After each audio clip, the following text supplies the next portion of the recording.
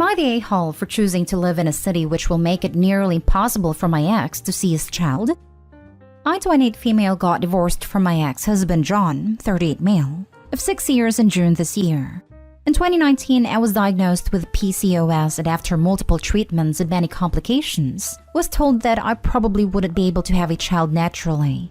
We'd been trying for a baby for 3 years, and as expected, this devastated us.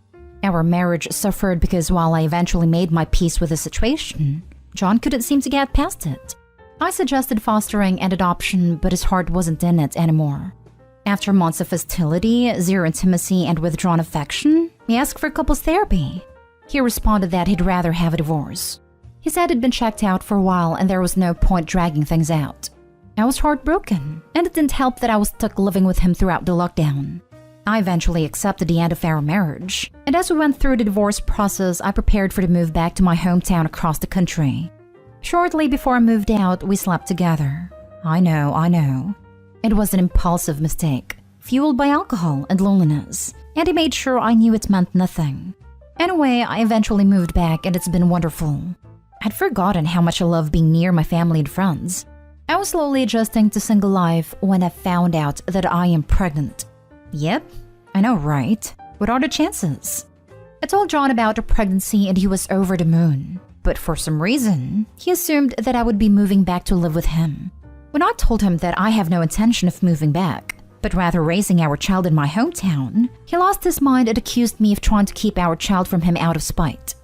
I told him that he could move if he wanted to be closer to his child, but he insisted that he wouldn't be able to find work out here, that it made more sense for me to move back because I've only been at my new job a few weeks, and it wouldn't be as much of a sacrifice as leaving the job that he's had for 11 years.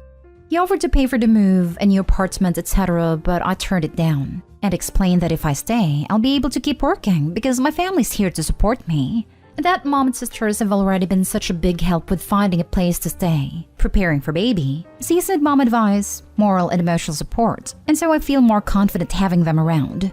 If I moved back, I would essentially have to be a stay-at-home mom, which I really don't want. He told his family about the baby without warning me, and now I'm being bombarded with criticism from every direction and being threatened with legal action for alienating them from baby. I don't see why I should be the one to compromise after having to up and move my whole life the way I did. Now for the top comments. Not stay home.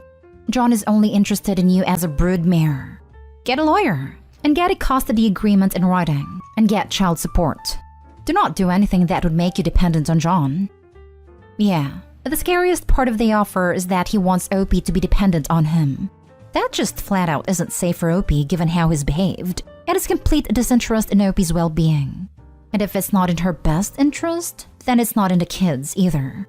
Frankly, I don't think the kid would benefit from having this guy take on a more active parenting role regardless. Someone who treats a spouse like a broodmare is also going to treat their kid like some other kind of object.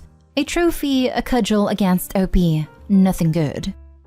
So let's get this straight. When he couldn't get what he wanted, he straight up tossed Opie to the curb because he checked out of their marriage. So she had to append her entire life. And now that she's pregnant, he expects her to do it again to make his life more convenient?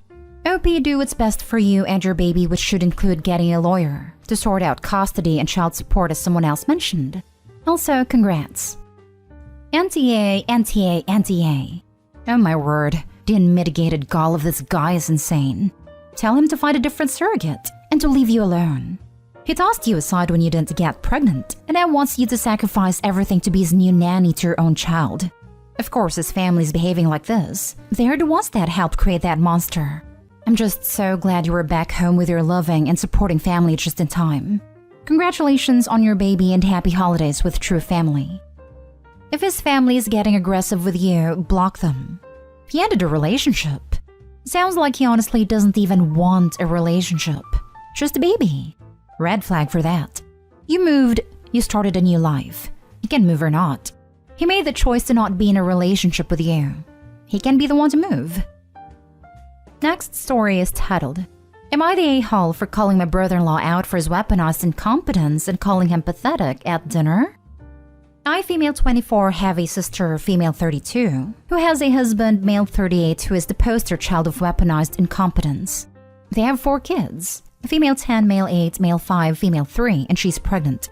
My sister works a full-time job, 40 plus hours a week, cleans her entire house, cooks, takes care of all her children, without him doing anything.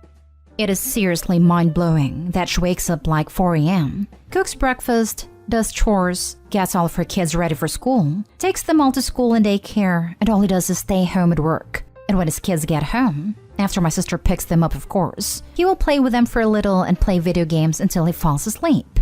And she actually makes more than him. My fiancé, male 26, and I had to stay with them for 6 weeks while our home was being renovated. And since we both work from home, we helped her, and it is amazing how much happier she is when she has help. I helped with the kids, and my fiancé even drove her to doctor's appointments. Her husband literally only acknowledges he is a parent when his family is around. Then he is a God-fearing, hard-working father of 5. He's the one that wanted more kids. She wanted to stop after her last baby, but he needed more boys. I am seriously concerned, not only for her, but her kids as well. Because now her oldest is seeing what's happening and trying to help. But my sister is prideful and refuses to let her child do anything. Me and this man have never gotten along. He has been acting like this since their 8-year-old was born. I've tried talking to her about leaving, but she doesn't want her kids to grow up in a broken home. And unfortunately, her experience with our parents' divorce was completely different than mine. So she doesn't understand that a divorce would benefit her kids here because she thinks they need their mom and dad together. Cut to this past weekend, her and her husband threw a pre-Thanksgiving potluck where our entire family plus his was there. I stayed with my sister a few days before because I knew he wouldn't help. So, we're at dinner all talking and I mentioned we are trying for a baby, and my brother-in-law makes an offhanded comment to him about how hard fatherhood is. I snapped and said, like you would know. He looked taken aback and asked me what I meant, and I unloaded on him, calling him a pathetic excuse for a man who makes my 8 months pregnant sister do everything for their family. I went off for a solid 10 minutes, and he sat there shrinking in a seat. I left. Last night, my sister called me and thanked me for standing up for her, and told me she appreciated me. Although today I got a very nasty text from him telling me I'm a terrible person, and that because I lied in front of his family, his mom is angry at him and is moving in with them to help her out, and that I've made him the laughingstock of his family. He certainly thinks so, but am I the a-hole for doing this? His mom is angry at him and is moving in with them to help her out, and it all becomes clear. Not the a-hole.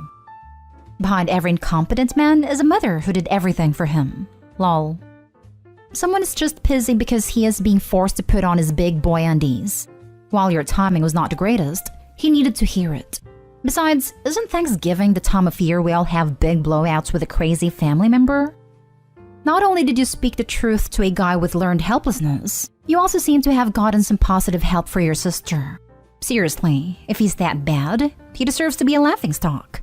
Maybe that will bring some more positive change, whether it's his finally helping or your sister leaving him. Not even a justified a-hole as some comments suggest. You had a breaking point and he was taking credit for the children's upbringing that your sister single-handedly should be thanked for. He knows he isn't wrong, which is why he sat quietly and kept pretending in front of his family. He would have driven your sister into an early grave. His true colors are bound to come out sooner or later when his mother has moved in. He will not be able to pull the facade forever. When that happens, he will either have to change properly or risk losing the support of his family. All of it started with you speaking up for your sister against his lies. Well done. Next story. Am I the a-hole for forcing my brother and his girlfriend to terminate? So I'm a 24-year-old who moved out of their parents' place a couple years back. My parents are terrible people and were very cruel to me and my brother growing up. I very much enjoyed a space to myself, and it has been the only time in my life I've truly felt safe. My twin brother, Zach, didn't move out and was also pretty miserable living with my parents. Then about 8 months ago, he asked if he and his girlfriend, Kat, could stay with me for a while, as he started school a couple years after me and isn't financially in a place where he can afford his own place. Knowing how awful my parents are, and how much of a good guy and gal Zach and Kat are, it really wasn't much of a decision. I just told them to chip in when they can, and as long as I'm not paying for their food or anything like that, it's chill for the time being. Things have been fine, and Zach and Kat have been nothing but respectful to me and my place. The place is on the smaller side, but Zach is usually at school or work, and Kat works a good amount of the time, so I'm not usually super bothered by it. Their plan is to move out once Zach graduates, which will probably be 2023 at the rate is going. So I'd most likely be living with them another year and a half to 2 years. Now that wasn't much of an issue to me as they don't really have anywhere to go, and I totally get not wanting to move back in with our parents. The thing is though, about a week back they revealed to me they were pregnant. While I think it's awesome, and I'm excited for them, this severely throws a wrench into our living arrangement. I really can't deal with a baby living with us for the extended future. I'm someone who's very sensitive to noises and suffers insomnia. So a crying baby would literally make my life hell on earth. When I asked them what they were planning on doing, they said they were going to keep it as Kat doesn't believe in abortion. And they feel as if they'd make good parents. They definitely would. They're great people. I said, oh well, congrats then. We ended the conversation there for that night. The next day, I asked them what their plans were for housing in the near future, as they know about my sleeping condition and how I'd feel with a baby/toddler in the house. They said they'd have to stay here as they don't really have anywhere else to go. I told them that won't be happening for reasons stated earlier. They both got very upset and accused me of forcing them to terminate their baby. Now for the comments. Not stay home. That's their problem. You've stated your boundaries clearly, and if that doesn't match up with their beliefs, then they can find another way to manage. You didn't sign up to living with your kid. I'm super confused as to how they both work, one of them full-time, but can't rent a place themselves. Opie's posts make it seem like they don't have any other option, but surely they should be able to afford to rent even a studio apartment on 1.5 incomes. 1.5 incomes who haven't had to pay for real rent for the past few months, that should at least have gotten their deposit and first/last month covered.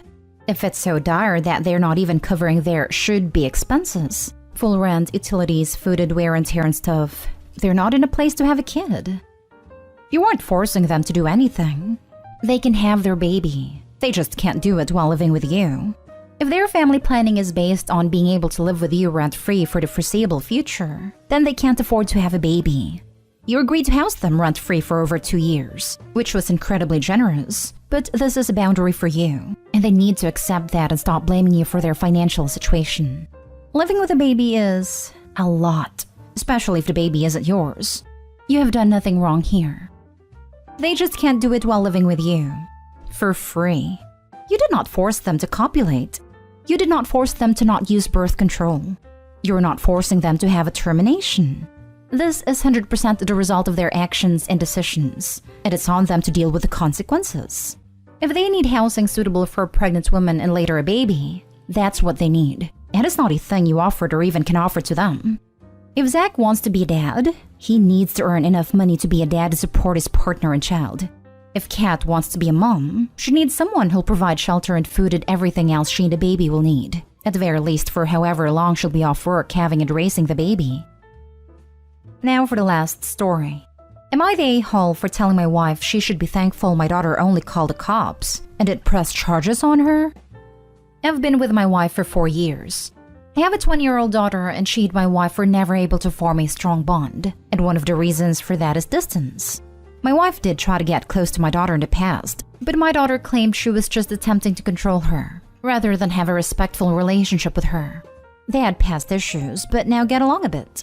My daughter was visiting for Thanksgiving and brought her Honda car with her. I was out of the house when my wife, whose car had been sitting in the garage for a month now, took my daughter's car keys without her permission while she was showering and left in it for nearly 2 hours. My daughter called me as soon as she got out of the bathroom and was freaking out, saying neither her car or my wife was there.